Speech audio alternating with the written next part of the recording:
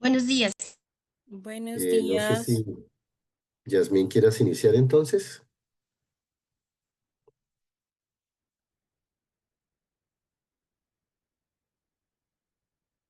profe, ya tienes el micrófono apagado. ¿Perdón? Buenos días para todos. Dale, profe Jairo, no hay problema. Puedes iniciar. Ok, bueno, listo. Buenos días para todos. Hoy nos correspondió con la profe Yasmín la ejecución y la exposición del capítulo número 5 del libro que está leyendo y que estamos leyendo, perdón. Entonces, quisiera iniciar con una palabra de oración en esta mañana para poder iniciar la exposición. Señor, queremos darte muchas gracias en esta preciosa mañana. Gracias por el privilegio que nos das de podernos reunir en este espacio y imploramos, Señor, tu sabiduría, tu favor, Dios mío, para poder entender y asimilar estas enseñanzas y sobre todo aplicarlas a nuestro quehacer pedagógico, a nuestro quehacer como docentes, Señor, y te agradecemos por estas herramientas que tú nos facilitas para hacer el trabajo con excelencia para la gloria tuya, Señor. Te damos muchas gracias en nombre de Cristo Jesús. Amén. Bueno, muy bien. Quisiera saber si tengo ya la posibilidad de compartir la pantalla. Sí, señor. Ok.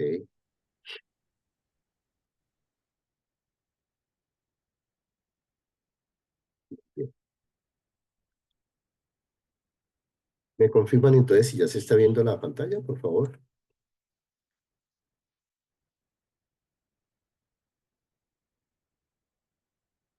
¿Me confirman si ya se está viendo la pantalla? Es que Sí, no profe tengo. Jairo, sí, señor. Ok, listo. Bueno, en pantalla tienen la visión de una, una nebulosa de hélice, la NGE 7239, que comúnmente se llama el ojo de Dios. ¿Y por qué traemos esto a colación? Porque hoy vamos a estar hablando eh, de todo el tema de la creación aplicado hacia la planeación. Entonces, esta nebulosa que existe, algunos científicos la llaman el ojo de Dios, pues es una conformación de una estrella enana en el centro y una nebulosa y una serie de estrellas a su alrededor que dan esta imagen desde lejos. Entonces, para poder describir un poco la grandeza de la creación de nuestro Dios. Entonces, hoy vamos a hablar del tema, la implementación de un programa institucional basado en el capítulo 5 del libro. Entonces, hoy yo estaría haciendo la primera parte, que básicamente son los 3 primeros días de la creación, y la profe Yasmín estará en 8 días, con el favor del Señor, ampliando los días 4, 5, 6 y 7. Le ruego que me excusen por la voz, estoy un poco fónico, entonces trataré de hablar lo más despacio posible para evitar esto. Muy bien. Una de las cosas importantes que tenemos que plantear esta mañana es el plan perfecto de Dios.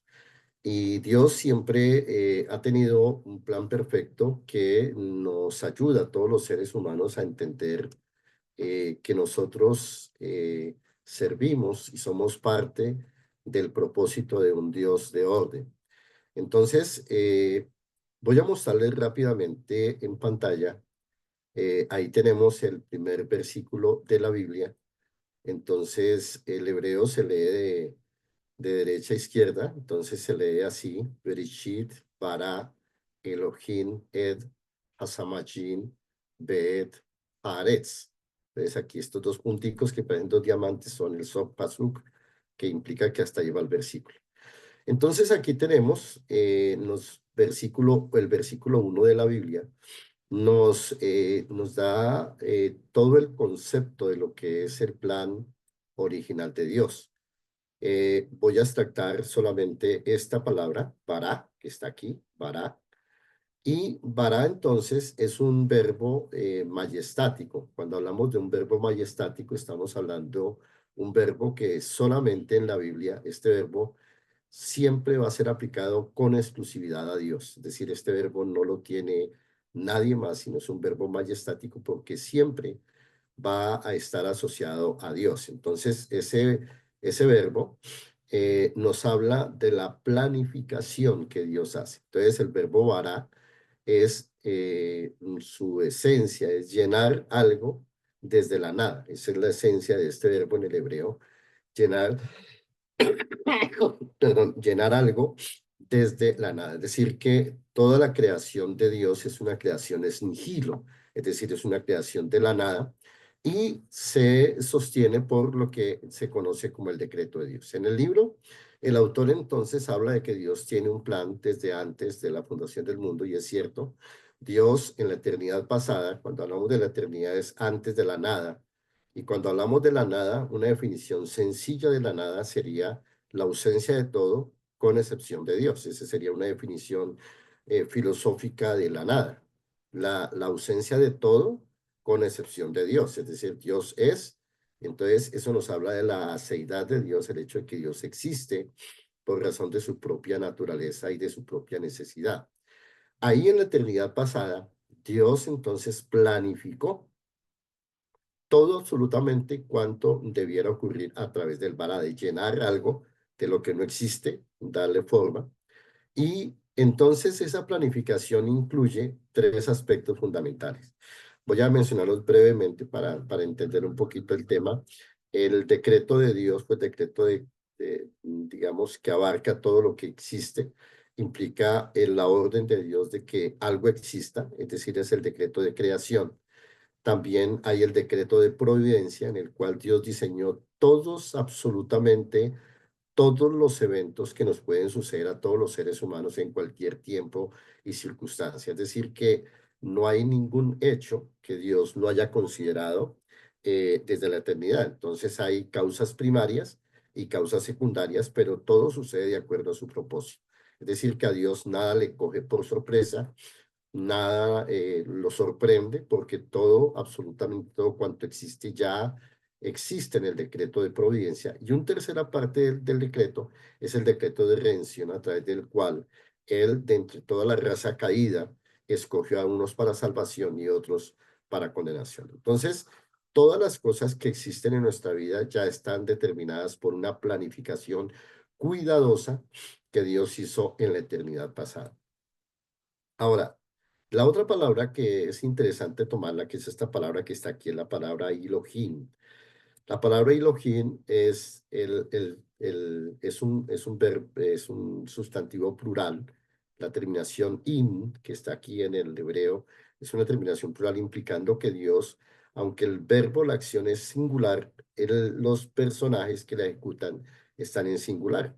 Entonces, yo no voy a entrar en una polémica si ustedes creen que en la Trinidad o no la creen. Eso es un asunto que no quiero entrar hoy, pero lo cierto es que la Biblia muestra que aquí hay una pluralidad en los ejecutores, es decir, hay un consenso de equipo en el cual la deidad, Padre, Hijo y Espíritu Santo, como se muestra después acá, hicieron un trabajo mancomunado, un trabajo concertado, hicieron un trabajo consensuado precisamente para poder establecer todo lo que es la creación.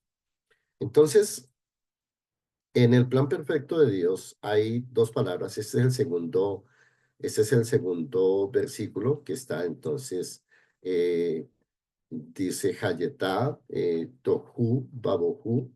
Mm, Entonces quiero tomar estas dos palabras aquí, Tohu y Bohu, que son dos palabras que en eso disiento un poco con el autor del libro, porque él comienza diciendo que la creación de Dios va de un desorden al orden.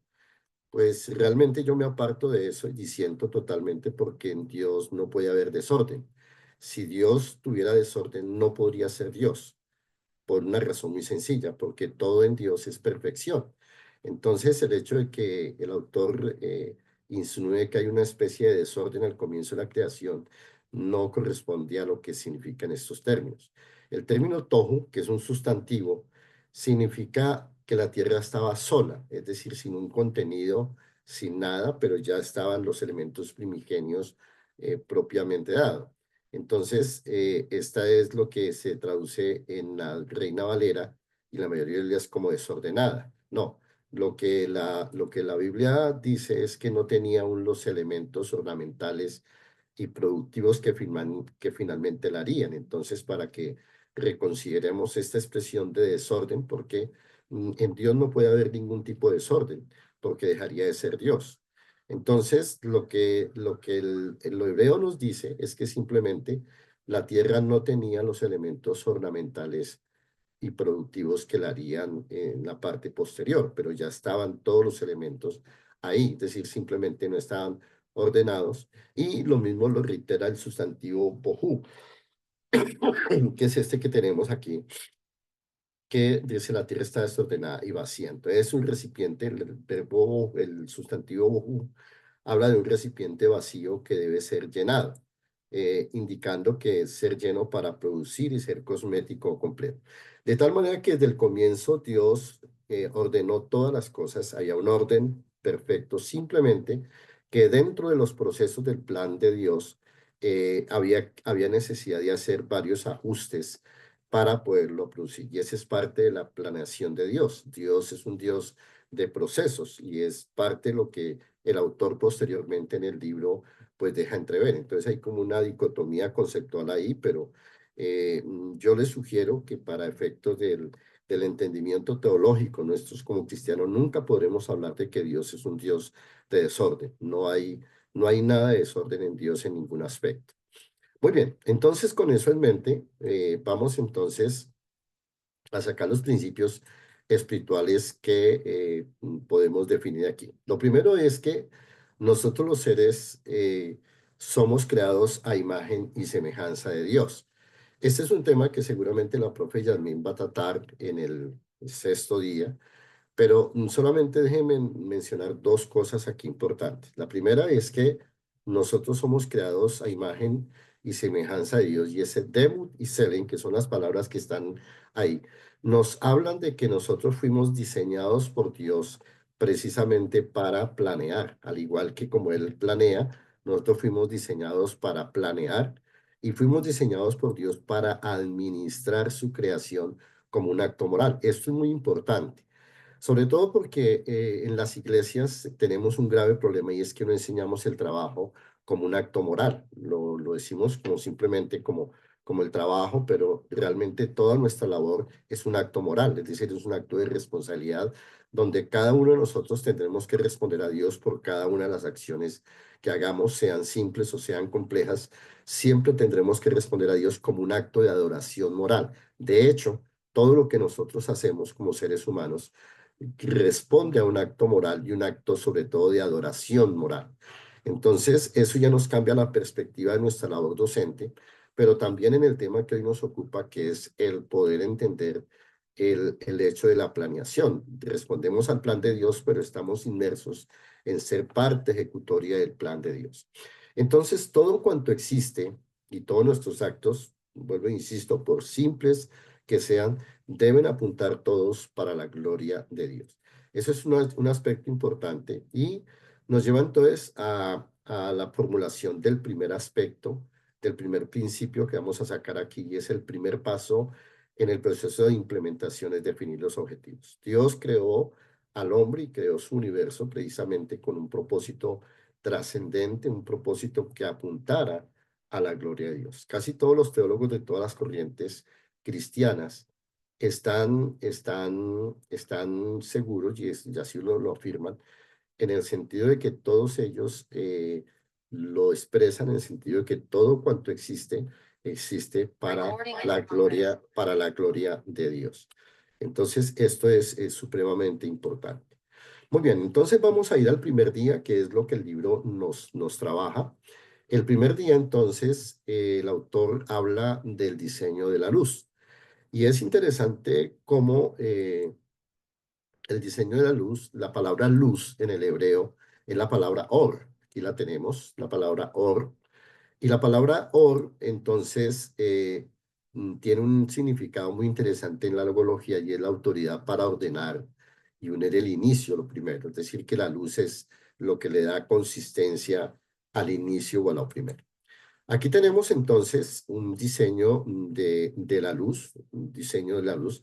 La luz, pues, obviamente son ondas electromagnéticas. Recordemos que la luz como tal son ondas electromagnéticas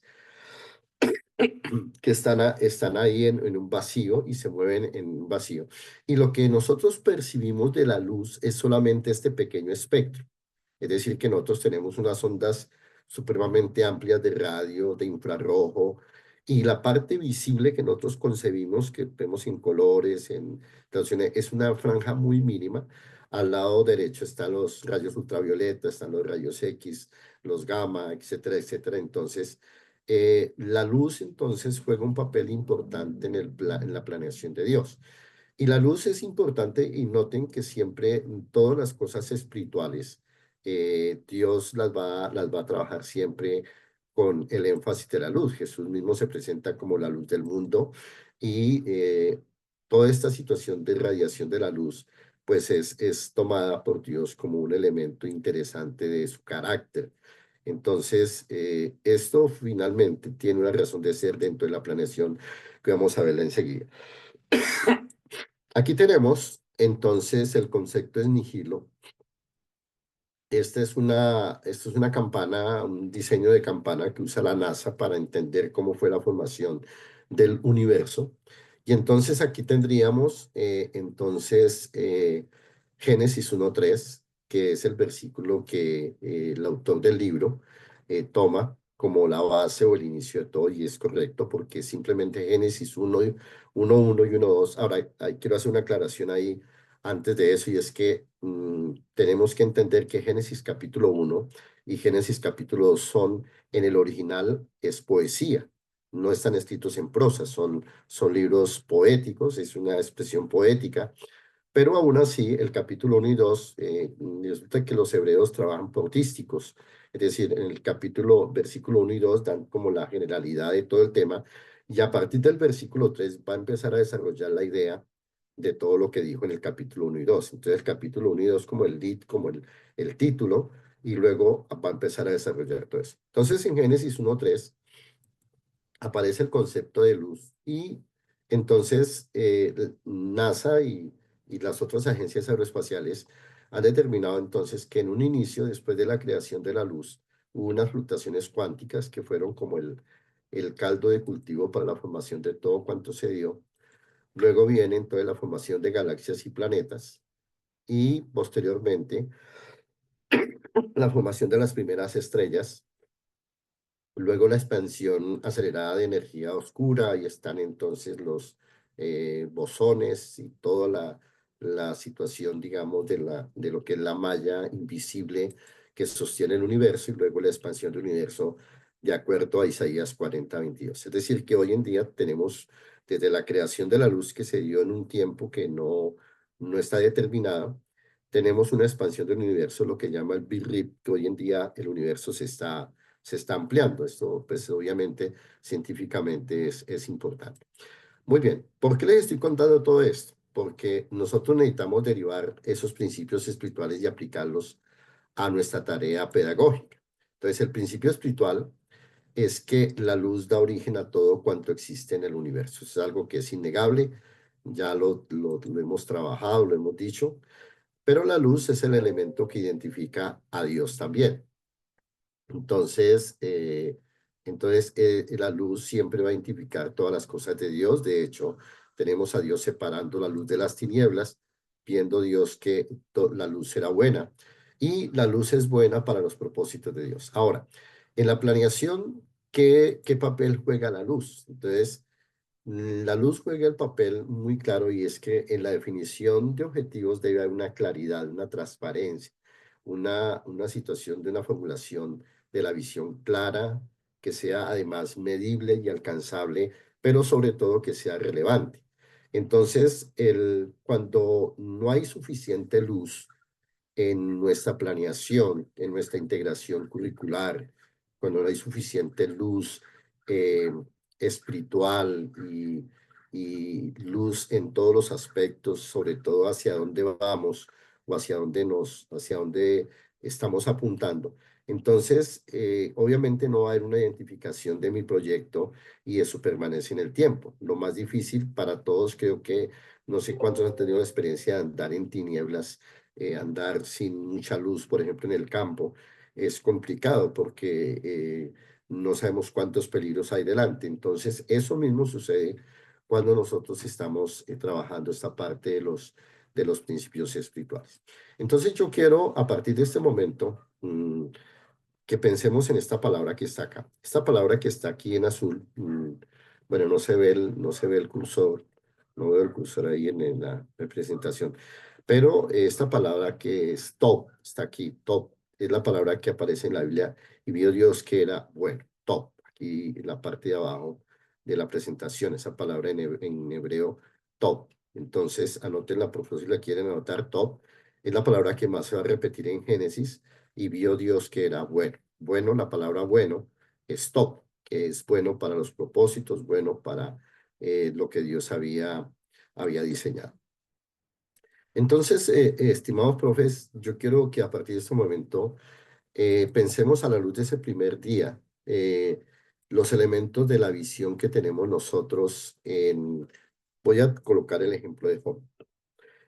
Si nosotros pudiéramos hoy preguntarnos entre nosotros, yo obviamente no conozco el proyecto del PEI de Homey, no lo conozco todavía, yo soy de los más nuevos, pero quisiera preguntar a los que son más antiguos, ¿cuál es el objetivo primordial o estructural de la visión de Homey?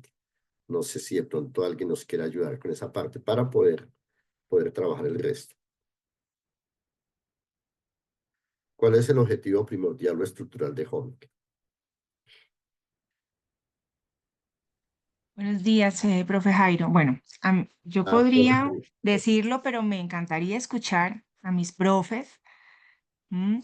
A ver ellos qué han percibido y qué entienden del objetivo primordial y de la visión de Homic. Dale, Catherine. Bueno, buenos días a todos.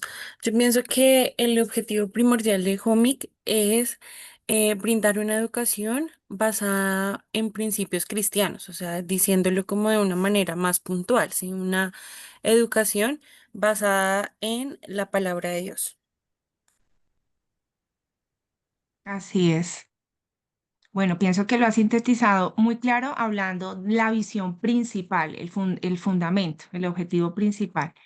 Y creo que es la respuesta correcta, ¿no, profe Jairo? Podríamos ok. hablar de muchas más cosas, pero creo que esa es la Ese respuesta sería, sí. Muy fundamental. bien. Ok, bueno, eso quería tener en mente que todos tuviéramos como esa información.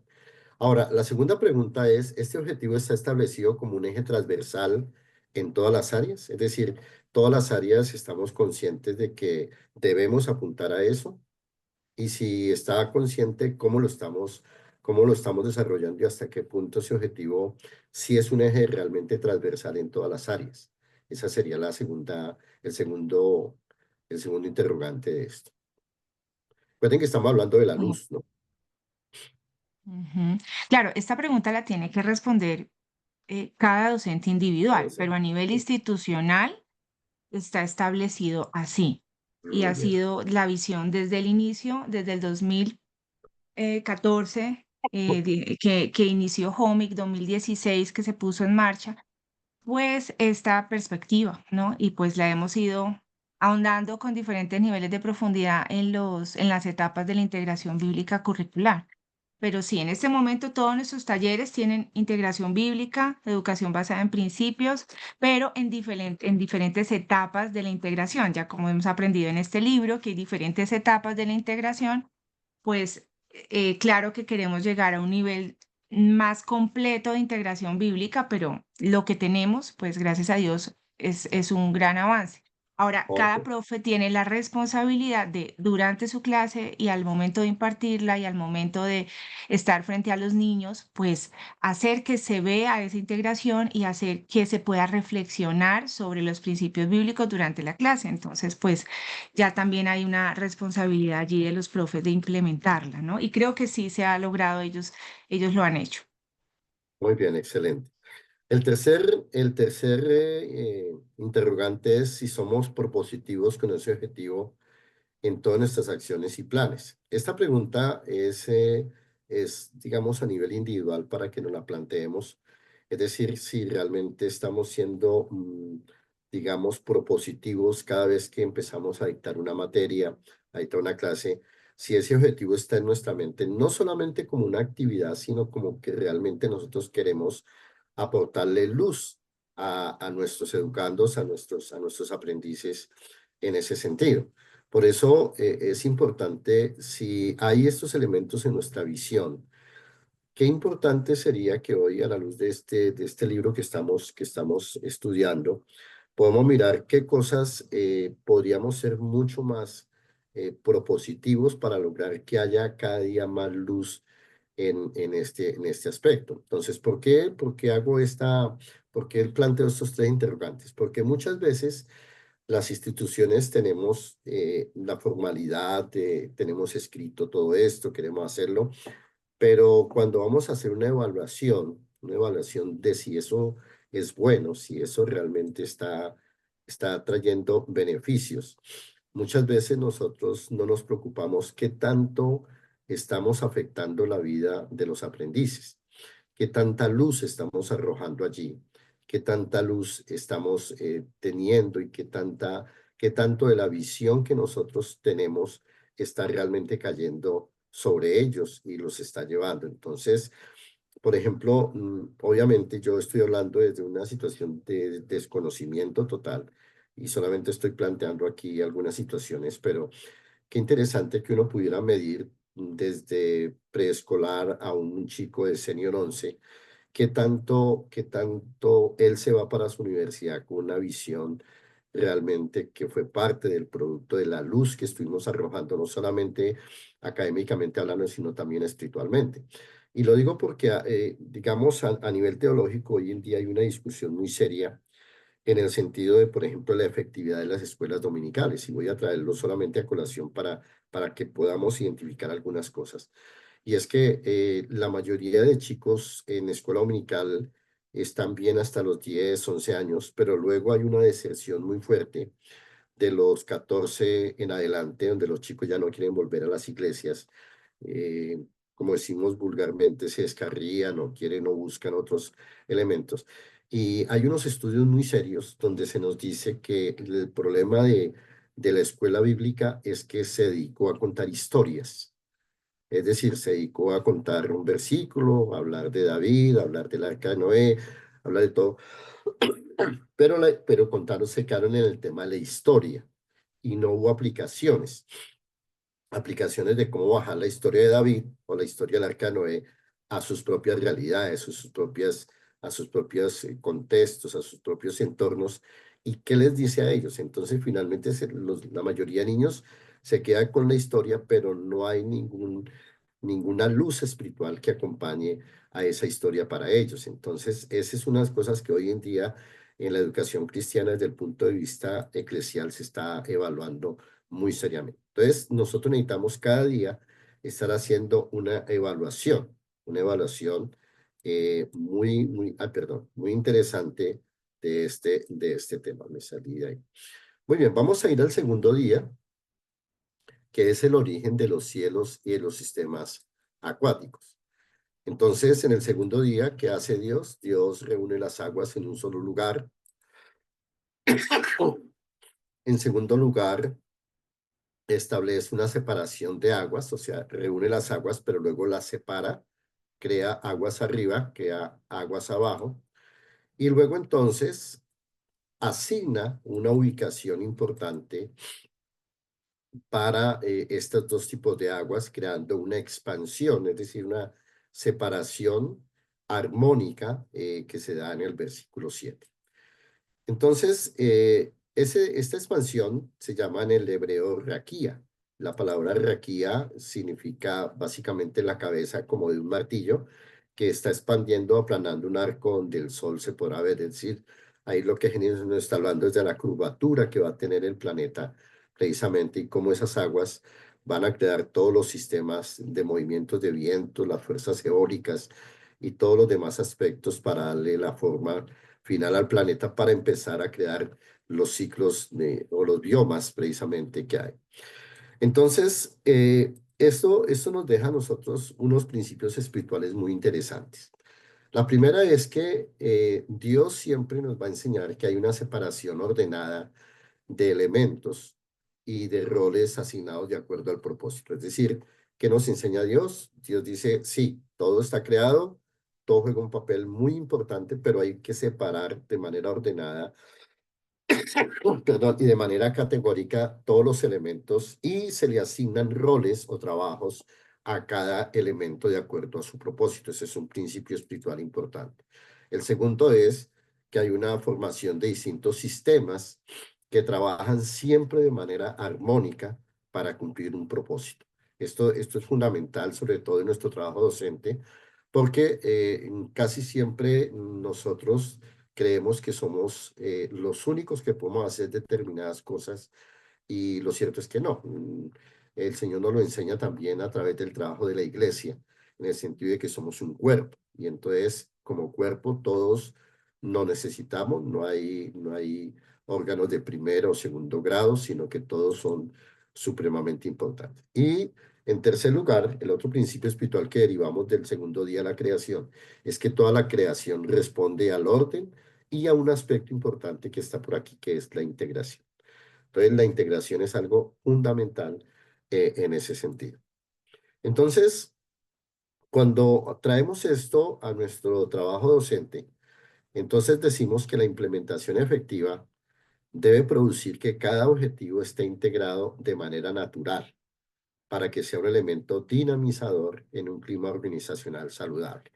Entonces nosotros como equipo tenemos que entender que desde este principio espiritual, todos nosotros jugamos diferentes papeles y diferentes roles, pero que finalmente todos trabajamos para un solo objetivo que está integrado en la visión, en la luz que tenemos en la visión.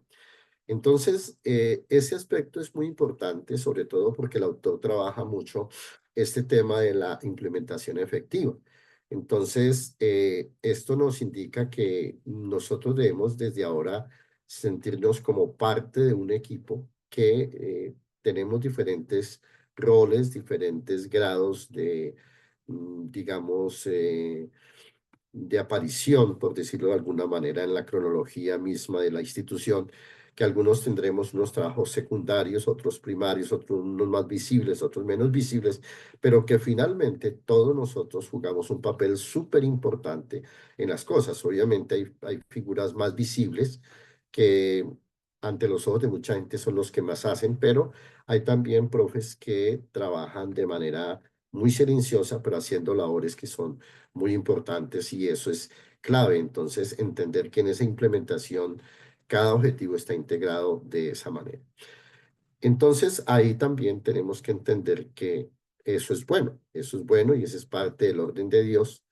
¿Y qué podemos sacar como esto? Entonces, ¿qué elementos deben componer nuestro clima organizacional en Homic? Esto es muy importante entender, tenerlo en cuenta. Entonces,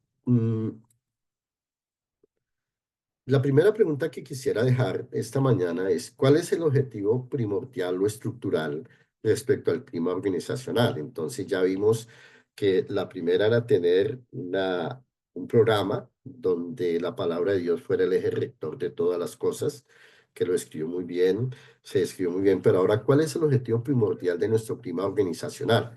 ¿Por qué hablamos del clima organizacional? Porque obviamente trabajamos con personas, con seres que venimos de diferentes trasfondos, de diferentes situaciones, y no está por demás que el clima en determinado momento se afecte o al contrario tenga un buen momento. Pero entonces, ¿cuál es el objetivo primordial o estructural en este sentido, en el sentido del clima organizacional que tenemos en Home? Entonces, ahí está abierto el micrófono para opinar sobre este tema. Si está planteado también, me imagino que está planteado también. Entonces, eso me ayuda a mí a la retroalimentación también.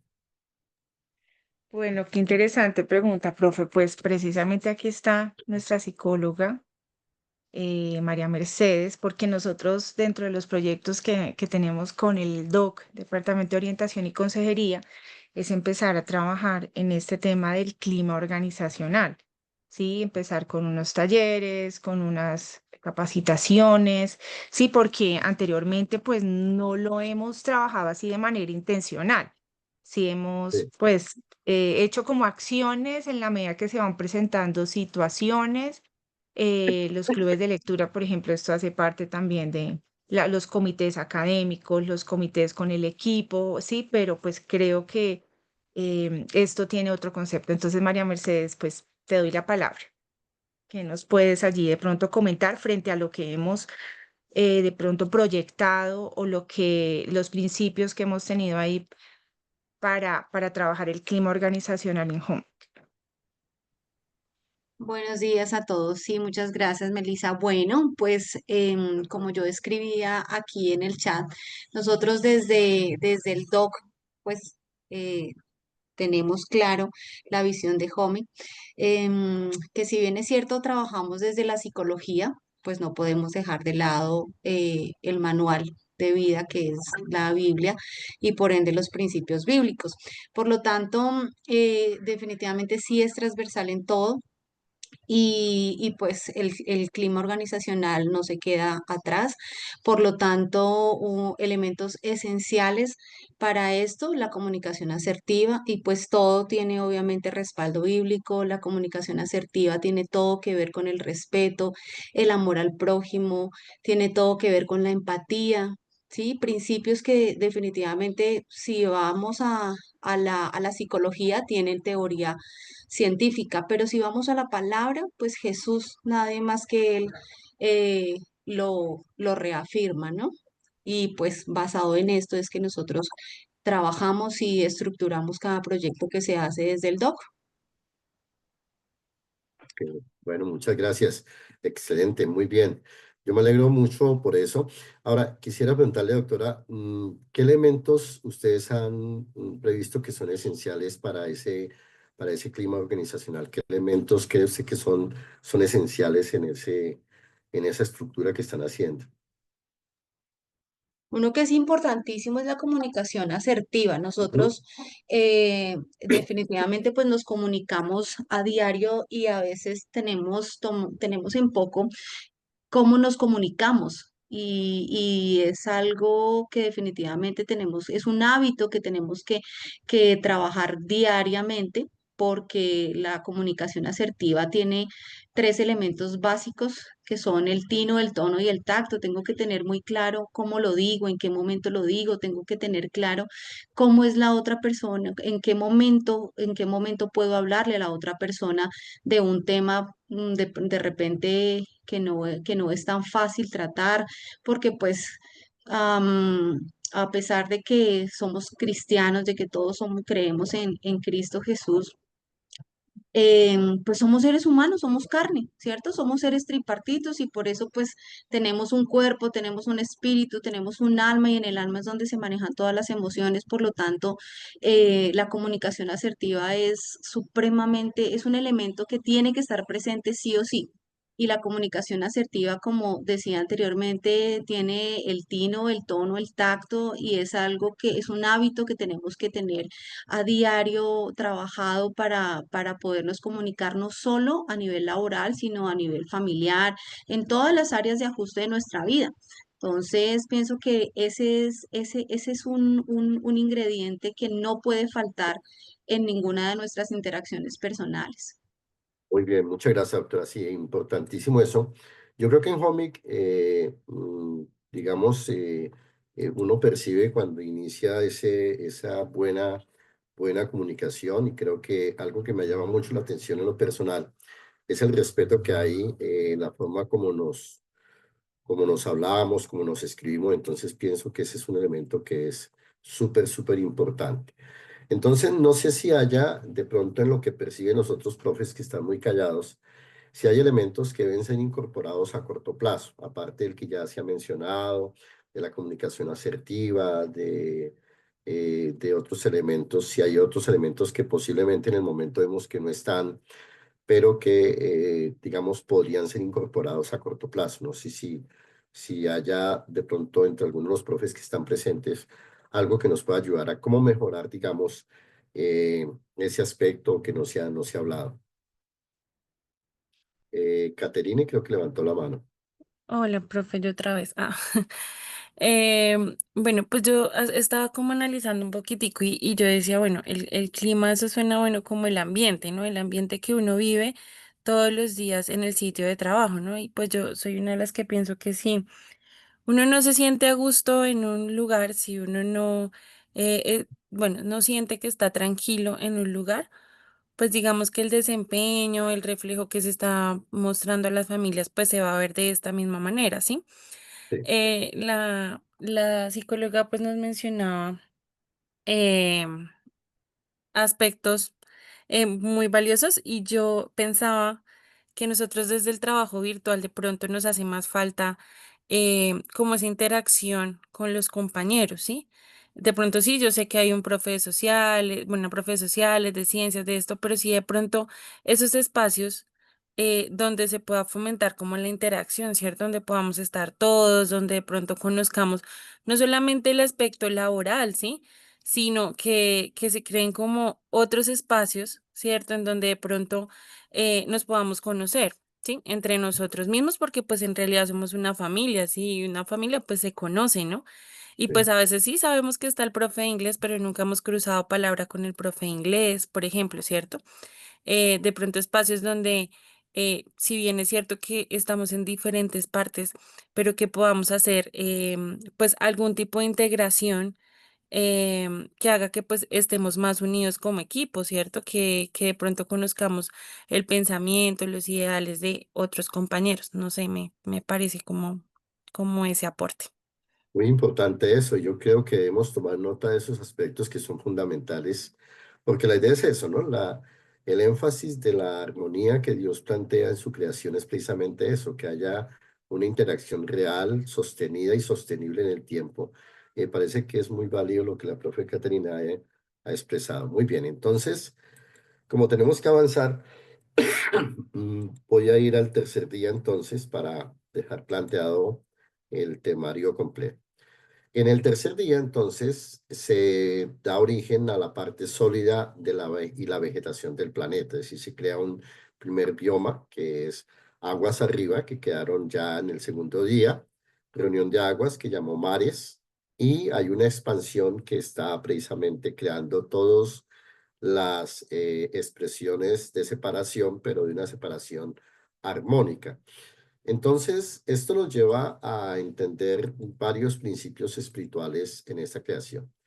Entonces, la asignación ordenada de funciones y roles específicos es el sello de la perfección de Dios. Entonces, siempre lo he dicho desde el comienzo, en Dios hay una perfección total, absoluta, trascendente, inmutable, y esa perfección entonces se nota en la asignación ordenada de funciones y roles. Hoy precisamente asistimos a una situación que se está dando precisamente producto de la anarquía de un mundo sin Cristo. Es que se están invirtiendo los roles y se están invirtiendo precisamente las funciones. Entonces hoy vemos a hombres que se quedan cuidando en la casa niños y mujeres que salen al campo laboral. Estamos viendo una inversión de valores en la sociedad, etcétera, etcétera. Entonces esto va en contravía de lo que significa la creación de Dios. Todos los elementos que Dios ha creado juegan un papel fundamental e importante en la creación de Dios. Volvemos a reiterar esto porque esto es importante.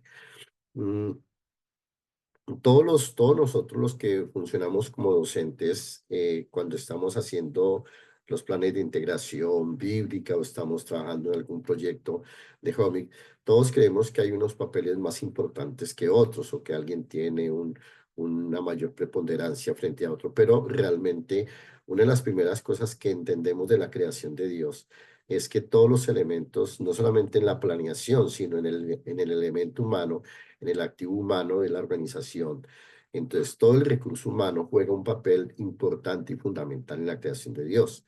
De hecho, cuando nosotros miramos quiénes somos como seres humanos, y hablamos de que somos creados a imagen y semejanza de Dios. Nosotros planeamos precisamente porque Dios nos dio tenemos ese reflejo espiritual que nos permite planear, porque somos parte de los ejecutores de la creación de Dios, somos los administradores de todo cuanto Dios dejó. Y entonces todos nosotros jugamos un papel fundamental e importante en eso. El tercer principio espiritual es que Dios asigna tareas a diferentes a cada elemento y criatura que ha creado. Es decir, todos los seres humanos jugamos un papel importante en todo lo que hacemos. Yo no sé si usted se ha puesto a preguntar alguna vez para qué Dios creó los zancudos.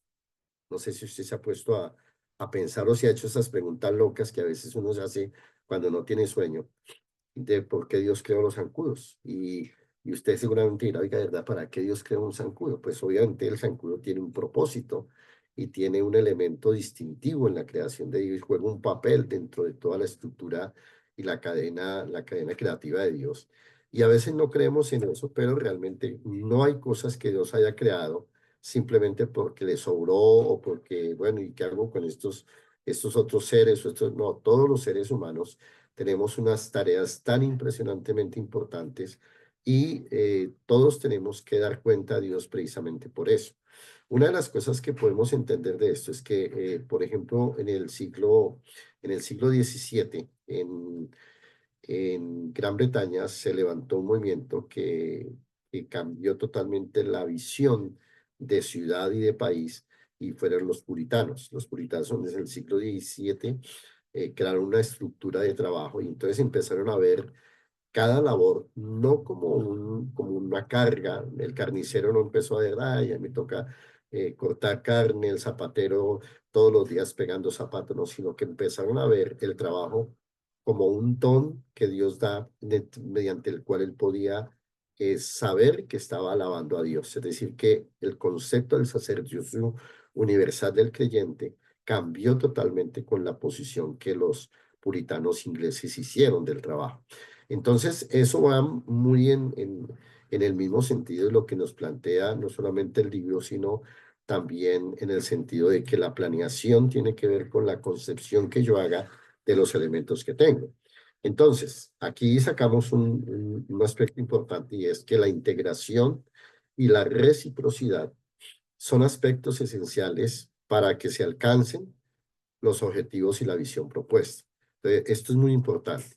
Entonces necesitamos más integración, no solamente en los currículos bíblicos, sino que también haya una reciprocidad en el sentido de recibir retroalimentación también de los aprendices y de otros profes de cómo lo están haciendo, cómo está sirviendo, porque estos son elementos esenciales para alcanzar no solamente los objetivos, sino seguir mirando si nuestra visión, esa visión que tenemos allá, que está propuesta, sigue manteniendo esa luz que nos debe alumbrar desde el comienzo. Entonces creo que todos los días necesitamos evaluar, y este libro precisamente tiene un elemento adicional, aunque posiblemente no estemos de acuerdo con todo lo que el autor dice, pero tiene elementos que son muy llamativos en el sentido de que coloca una perspectiva muy aterrizada de nuestro trabajo docente. Entonces, que nuestro trabajo no es solamente muy académico, digámoslo así de esa manera, sino que estamos ayudando a formar sociedad, y cada uno de nosotros somos responsables delante de Dios por el aporte que hagamos, porque el trabajo no debe ser visto simplemente, o sea, nuestra misión en Homic no debe ser vista solamente como un aspecto remunerativo. Eso sería lo secundario o terciario. El aspecto fundamental que tenemos que ver aquí es que el trabajo que estamos haciendo es un trabajo misional, es un trabajo donde estamos formando y estamos dejando huella en una nueva generación de personas que posiblemente nunca nos lo agradezcan, que posiblemente nunca nos volvamos a ver en la vida, pero que de una u otra manera cada palabra, cada sentido, cada enseñanza, cada recomendación, cada exhortación, cada consejo, seguramente va a calar, y eso es lo que precisamente hace de esta labor docente una labor que realmente nos debe llevar siempre a estar buscando la excelencia en todas las cosas. Entonces, esto es lo que tenía para compartir esta mañana. Vamos a mirar las últimas preguntas.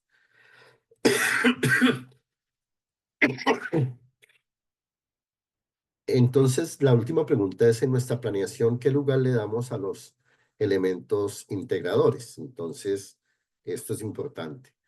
Eh, ¿Cómo estamos en la parte del respeto y reconocimiento como equipo de trabajo?